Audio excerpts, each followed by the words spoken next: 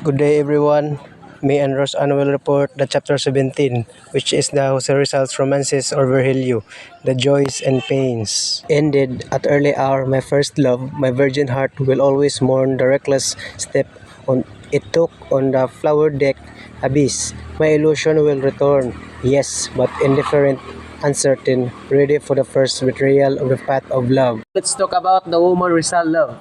Jose Rizal, our national hero, experienced love and heartbreak in his youth.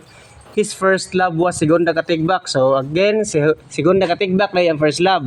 A friend's sister whom he met at Ala Concordia College, a girls' school in Manila.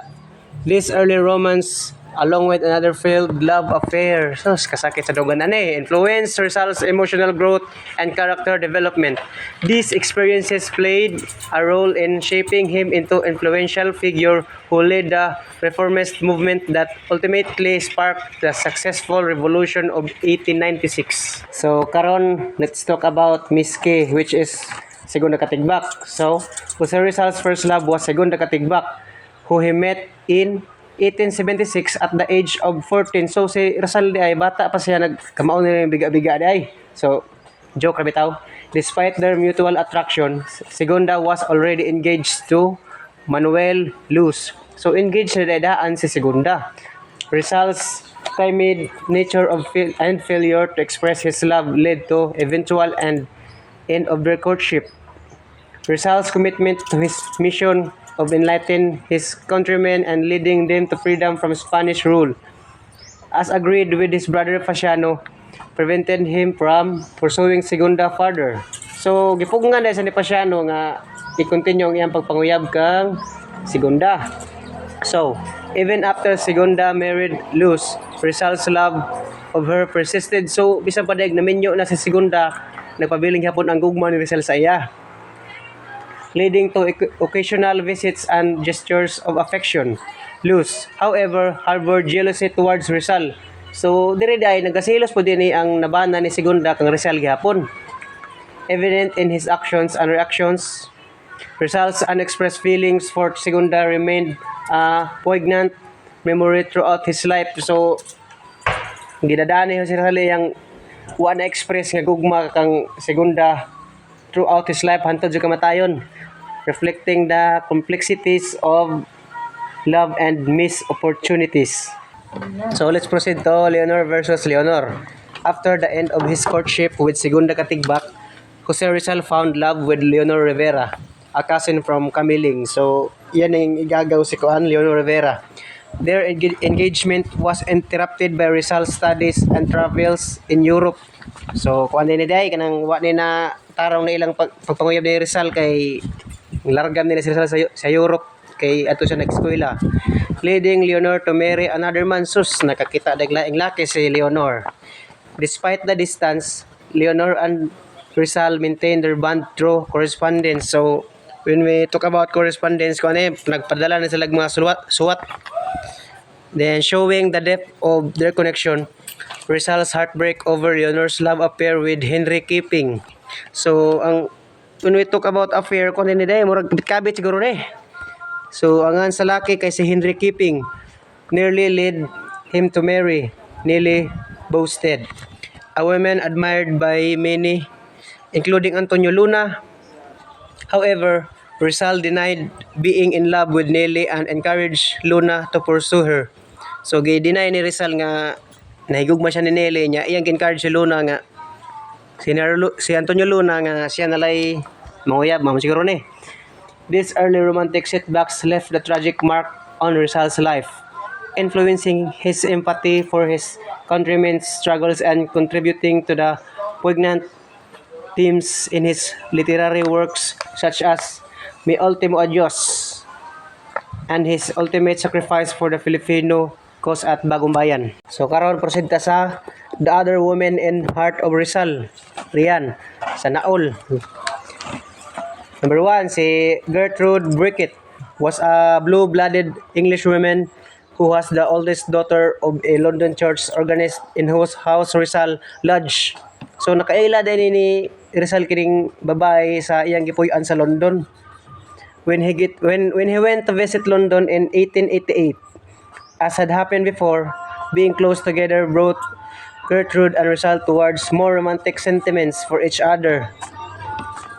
Getty was giving him much attention and he was responding. As the spring of 1889 approached, however, Rizal got worried because Getty was falling in love with him and the romance might cross the threshold of regret. He confided to his friend Rigidor, I cannot deceive her, I cannot marry her, because I have other ties which remind me of my country and no doubt do not permit me to marry her. So, di sa sugtan nga pakaslan ni si Kuan, si Bricket. I am not going to commit the dignity of placing passion over pure and virginal love, such as she might offer. So number two is, in 1895 in Dapitan Rizal met Josephine Bracken who was 19. So ang edad ni Bracken ani is 19.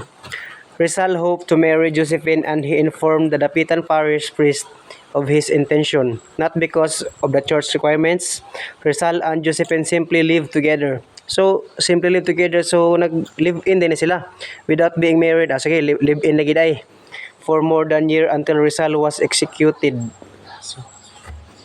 Then, number 3, Consuelo Ortilla Y. Perez was a daughter of a liberal-minded Spanish official who once served in Manila during the Spanish era. It was a casual relationship. Trilana aptly puts it, no tears were shed for Consuelo. One could sense that while Rizal found her a convivial companion, he harbored no deep love for her. So number 4, Osi-san. She was the daughter of a Japanese nobleman who had a brief affair with Rizal when she was 23 and Rizal was 27. So her real name was Siko Osoi. She became Rizal's tour guide through Tokyo and had a short but torrid romance. She never got married until a year after Rizal's death. Last is Susain Jacobi, was a Bojan woman whom Rizal met when he stayed with the Jacobis for a certain time in an atmosphere for tranquility and congenial company, on which was one of the contributing factors that led Rizal to continue writing El Filibusterismo. As his state lightened in the Jacobis household, however, Brocanti once again generated affectionate sentiments in the air that forewarned Rizal.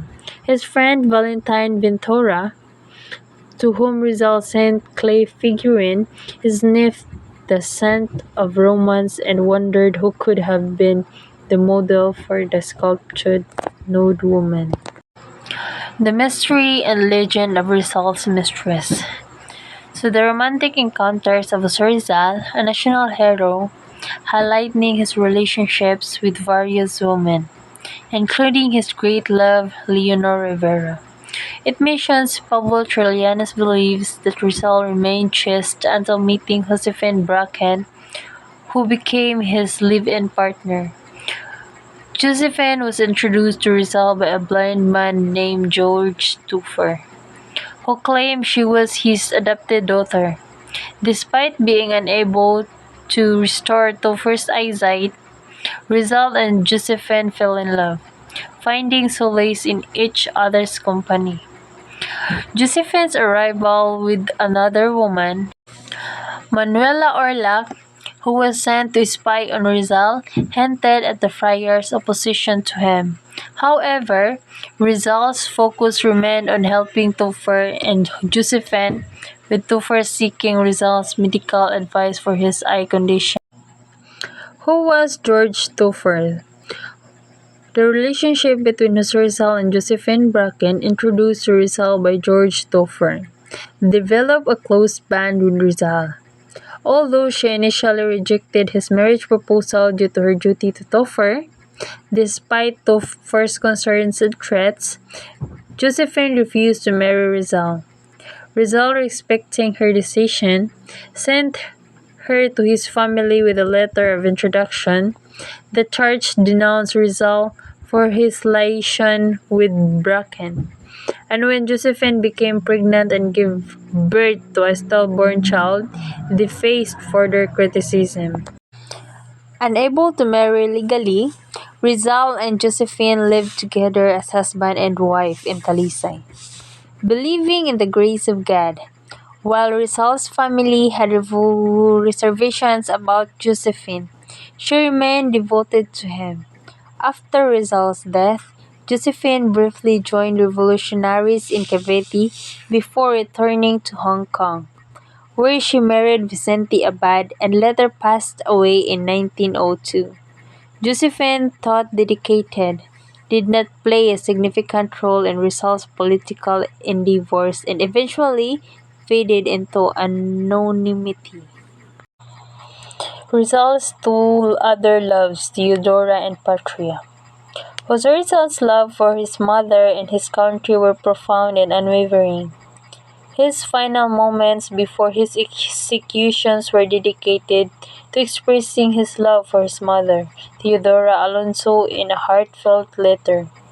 Rizal's devotion to his motherland, the Philippines, was evident in his life's works, sacrifices, and ultimate sacrifice for the country's freedom. He declared his enduring love for his homeland, stating that all he had done and would do was for the love of his beloved motherland. So there's a lot of question. Was Rizal married? Well, according the passage highlights the romantic encounters in Jose Rizal's life with various women, including Julia Segunda Katigbak, Leonor Valenzuela, Leonor Rivera, Gertrude Biquet, Josephine Bracken, Consuelo Ortia A. Perez, Uzi San, Susain Jacoby, and Nelly Busted. These relationships occurred at different points in Rizal's life, each characterized by varying degrees of passions and devotion. Alongside his romantic pursuits, Rizal's deep love for his mother, Theodora Alonso, and his profound dedication to his country were significant aspects of his life. Despite the love he shared with these women, Rizal never married any of them, as he believed he had already committed himself to his homeland, which he considered his true spouse.